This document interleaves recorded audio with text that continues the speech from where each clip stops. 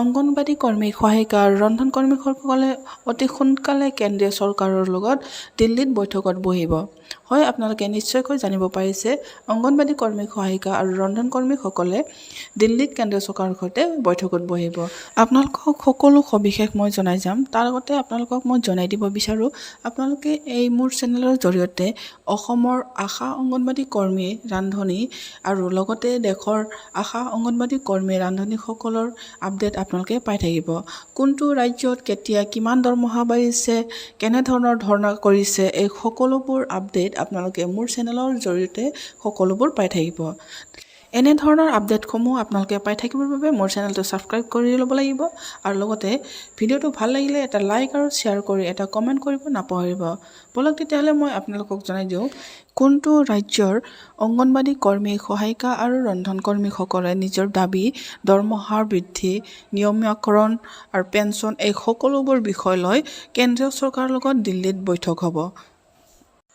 নতুন দিল্লীত বৈঠক অনুষ্ঠিত কৰাৰ পূৰ্বে বুধবাৰে অংগনবাদী কৰ্মী সহায়ক আৰু মধ্যাহ্ন ভোজন কৰ্মী আৰু আশা কৰ্মীসকলে ধৰ্মঘট বাতিল কৰে। ৰাজ্যজুৰি প্ৰতিবাদৰ নেতৃত্ব দিয়া এছ ভালখামিয়াই জনোৱা মতে কেন্দ্ৰীয় মন্ত্ৰী এছ টি কুমাৰস্বামী আৰু প্ৰহ্লাদ যোশীয়ে তেওঁলোকক ধৰ্মঘট বাতিল কৰি দিল্লীলৈ আহি আলোচনাৰ বাবে অনুৰোধ জনাইছে। এতিয়ালৈকে কোনো প্ৰতিশ্ৰুতি দিয়া হোৱা নাই, কিন্তু আমি দিল্লীলৈ গৈ আমাৰ দাবী উত্থাপন কৰিম আৰু দাবী পূৰণৰ বাবে সময়সীমা বিচাৰিম। সোমবাৰে অংগনবাদী আৰু মধ্যাহ্ন ভোজন শ্ৰমিকৰ নেতাসকলে নতুন 4টা শ্ৰম সংহিতাৰ অধীনত অন্তৰ্ভুক্ত নকৰা চাকৰি নিয়মীয়াকৰণ, দৰমহা বৃদ্ধি, ESI আৰু প্ৰভিডেণ্ট ফাণ্ডৰ দৰে সুবিধা প্ৰদান কৰাৰ বাবে কেন্দ্ৰীয় চৰকাৰৰ বিৰুদ্ধে অনিৰ্দিষ্টকালীন ধৰ্মঘট আহ্বান জনাইছে। যোৱা 1 ডিচেম্বৰৰ পৰা ফ্ৰীডম পাৰ্কত আৰম্ভ হোৱা এই ধৰ্মঘট 10 দিন ধৰি চলি থকাৰ কথা আছিল।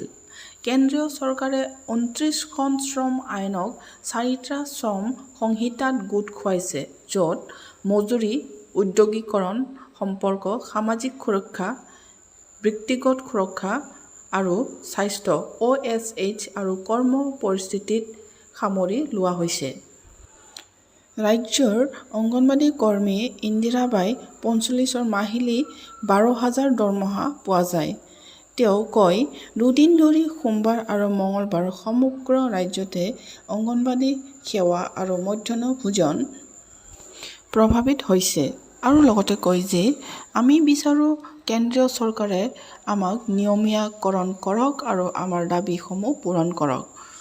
আৰু লগতে এজন মধ্যাহ্ন ভোজন কৰ্মী লক্ষ্মী নামৰ এজন ব্যক্তিয়ে কয়, মই 4,700 টকা দৰমহা পাওঁ, যিটো কম আৰু 2009 চনৰ পৰা চলি আহিছে। বজাৰত সকলো বস্তুৰ দাম বাঢ়িছে।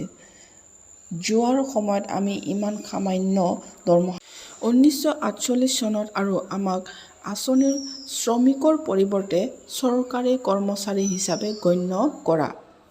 এয়া হৈছে এজন মধ্যাহ্ন ভোজন কৰ্মী লক্ষ্মী নামৰ ব্যক্তিগৰাকীয়ে এই মন্তব্য দাঙি ধৰিছে। ইয়াতে মই আপোনালোকক জনাই দিব বিচাৰিছোঁ, এয়া অসমৰ নহয় বেংগালুৰুৰ খবৰ। আৰু বেংগালুৰুৰ আশা অংগনবাদী কৰ্মীসকলে 1 ডিচেম্বৰৰ পৰা ধৰ্মঘট গ্ৰহণ কৰিছিল।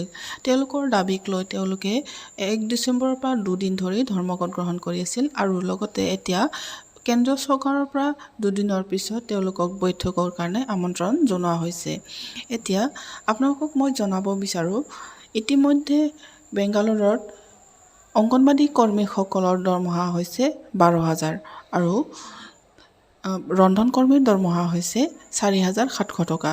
12,000 দৰমহা হোৱাৰ স্বত্তেও তেওঁলোকে আকৌ দৰমহা বৃদ্ধিৰ বাবে তেওঁলোকে দাবী কৰিছে। যিটো তেওঁলোকৰ দৰমহা, সেইটো দৰমহা হৈছে অসমৰ অংগনবাদীসকলতকৈ বেছি আৰু বেছি হোৱাৰ স্বত্তেও তেওঁলোকে আকৌ তেওঁলোকৰ দৰমহাত সন্তুষ্ট নহয়। তেওঁলোকে ধৰ্মঘটত 2 দিন ধৰি ধৰ্মঘট কৰিছিল আৰু ধৰ্মঘটৰ পিছত তেওঁলোকৰ এতিয়া পৰিণতি হিচাপে তেওঁলোকে লাভ কৰিছে কেন্দ্ৰীয় চৰকাৰৰ লগত বৈঠকত। এই বৈঠকৰ পিছতে জানিব পৰা যাব যে তেওঁলোকৰ যিটো দাবী আছিল সেই দাবীৰ কিমান সংখ্যক দাবী তেওঁলোকৰ গ্ৰহণ কৰা হ'ব আৰু কিমান সংখ্যক দাবী তেওঁলোকৰ গ্ৰহণ কৰা নহ'ব। তেওঁলোকৰ কি কি দাবী আছিল মই আপোনালোকক আকৌ এবাৰ জনাব বিচাৰিছোঁ।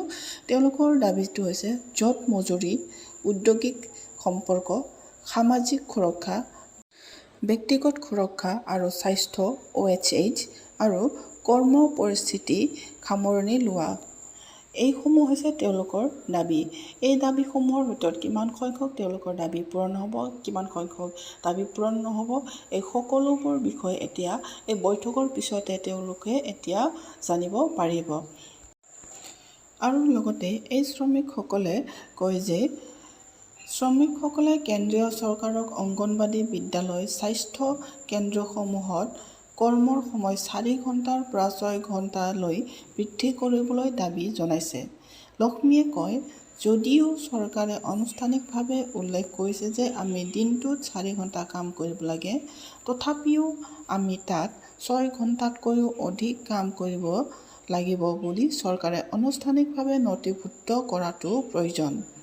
যিহেতু সমগ্ৰ ৰাজ্যৰ বেছিভাগ বিদ্যালয়তে গ্ৰুপ ডি কৰ্মী নাথাকে, গতিকে ৰন্ধা-বঢ়াৰ বাহিৰেও সকলো কাম মধ্যাহ্ন ভোজনৰ কৰ্মীসকলে কৰে। সেয়েহে কেন্দ্ৰীয় চৰকাৰে তৎক্ষণাত তেওঁলোকৰ 1000কৈ বৃদ্ধি কৰিব লাগিব বুলি দাবী কৰিছে। এয়া হৈছে বেংগালুৰুৰ পৰা অহা খবৰ। আপোনালোকে এনেধৰণৰ দেশৰ প্ৰত্যেকটো ৰাজ্যৰ অংগনবাড়ী কৰ্মীসকলে কেনেধৰণে ধৰ্ণা কৰিছে আৰু তেওঁলোকৰ কি কি দাবী আছে আৰু তেওঁলোকৰ দাবী কেনেধৰণে পূৰণ হৈছে আৰু তেওঁলোকে কেন্দ্ৰীয় চৰকাৰৰ লগত কেনেধৰণে মিলিত হ'ব পাৰিছে বা কেন্দ্ৰীয় চৰকাৰৰ লগত কেনেধৰণে বৈঠকত বহি তেওঁলোকৰ কি কি দাবী পূৰণ কৰাব পাৰিছে, দেশৰ প্ৰত্যেকটো ৰাজ্যৰ আশা অংগনবাড়ী কৰ্মী, ৰন্ধন কৰ্মীসকলৰ সকলো খবৰ আপোনালোকে মোৰ চেনেল যোগে পাব। আৰু লগতে আপোনালোকক মই ক'ব বিচাৰোঁ, যিহেতু অসমৰ আশা অংগনবাড়ী কৰ্মী আৰু ৰন্ধন কৰ্মীসকলৰ দৰমহা অন্য ৰাজ্যতকৈ অতি কম, সেয়েহে আপোনালোকে এতিয়া যিহেতু বেংগালুৰুৰ পৰা যিটো খবৰ আহিছে তাতে আপোনালোকে নিশ্চয়কৈ জানিব পাৰিলে তেওঁলোকে 2 দিন ধৰি ধৰ্ণা কৰিলে। ধৰ্ণা কৰাৰ পৰিণতি হিচাপে তেওঁলোকে লাভ কৰিলে কেন্দ্ৰীয় চৰকাৰৰ লগত তেওঁলোকৰ দাবী সম্পৰ্কীয় বৈঠকত। এতিয়া আপোনালোকে নিশ্চয়কৈ আপোনালোকৰ দাবী সম্পৰ্কত বৈঠকত কৰিবৰ কাৰণে বা বৈঠকত বহিবৰ কাৰণে কেন্দ্ৰীয় চৰকাৰৰ লগত লগ কৰিবৰ কাৰণে আপোনালোকে কি কৰিব লাগিব নিশ্চয়কৈ আপোনালোকে জানিব পাৰিলে। চেষ্টা কৰিছোঁ আপোনালোকক সঠিক আৰু সত্য খবৰবোৰ আপোনালোকক দিবৰ বাবে, আৰু এয়া মই অকল অসমৰ খবৰ দিব বিচৰা নাই, দেশৰ প্ৰত্যেকটো ৰাজ্যত কি চলি আছে আৰু বিশেষকৈ দেশৰ আশা অংগনবাড়ী কৰ্মীসকলৰ তেওঁলোকৰ সমস্যা আৰু তেওঁলোকৰ দাবী সম্পৰ্কে কি চলি আছে সকলো খবৰ আপোনালোকক মই দিবলৈ চেষ্টা কৰিছোঁ।